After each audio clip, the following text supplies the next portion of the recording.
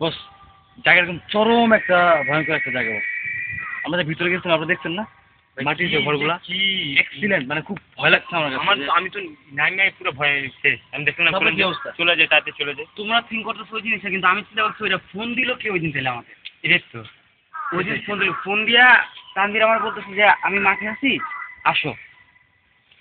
ঠিক আছে, okay fine, আসলাম। আপনার ফোন দিছিল? আমাকেও ফোন দিছিল। আমাকে রাত 12টার পর ফোন আসছে। ফোন করতেছে আপনার 11টার দিকে, মেবি 11টার দিকে। কিন্তু পরবর্তী আবার ফোনটা কিন্তু ফোন করে বলতেছে হ্যাঁ তোমরা তো মাঠে আসছো, তাহলে তোমরা ফোন করছো। হ্যাঁ, সেটা তো। আমি ইনস্ট্যান্টলি আমরা তিনজন আসলাম না, আসি কিন্তু কাউকে গিয়ে দেখলাম। কিন্তু ও আমাদের ফোন করছে ফার্স্ট, দেন ওরে কেউ ফোন করে এখানে নিয়ে আসছে। আইসা আমাদের তিনজন রেও দেখছি, তখন আমরা যাদের বাসায়। ওই তিনজন কে ছিল? আমরা ওই তিনজন তাহলে গেছিল। এটাই তো। সমস্যাটা ওইখানে, ওই তিনজন কে ছিল? ওই তিনজন কে ছিল? তারপরের দিন আবার ওনার তানভীরের লাশ পাওয়া যায় ঠিক এই জায়গায়।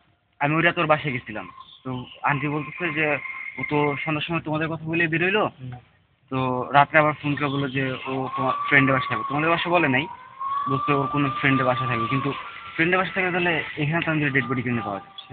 আর dead body normal dead body বলা যায় না, এটা কেউ ফিল করছে।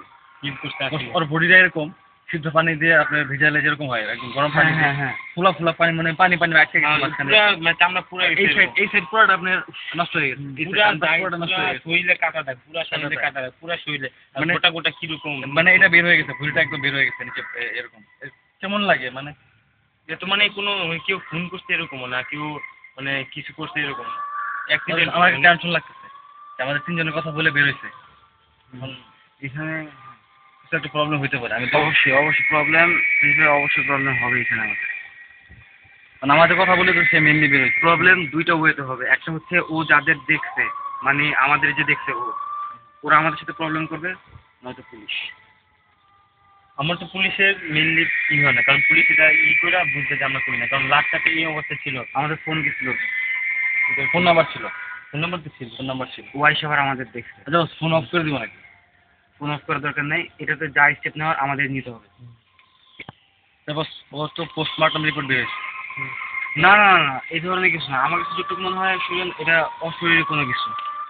কেমন দেখেন না, মানে আঁশ দেওয়া ছিল, নখে পাওয়া গেছে, নখে আঁশ পাওয়া গেছে। এত বড় লোক নর্মাল মানুষ মারলে তো আর মারা- এই জায়গাটাও এমনিও ভালো না, এই জায়গায় এর আগেও অনেক কি দেখছি, কিন্তু তানভীরের যে ডেট আমার কাছে মনে হইতেছে এখানে তোমার টোটাল ওভারঅল এখানে আমার মনে হচ্ছে হরর কোনো অবশ্যই আছে। এটা তো মানুষের দ্বারা সম্ভব না, এরকম খুন করা মানুষ এরকম ভাবে করে না, কোনো একটা মানুষকে এত পরিমাণে কষ্ট দিয়ে মারে না মানুষ। এখানে নিশ্চয়ই খারাপ একটা কাজ, এটা ডান পাশে জিনিসটা নেই, মানে মাংস নেই, কি ব্যাপার? মানুষ মারলে তার এইভাবে খেয়ে ফেলবে না। খারাপ একটা কাজ এটা। যে খারাপ আছে, কিছু আছে এখানে, কিছু আছে।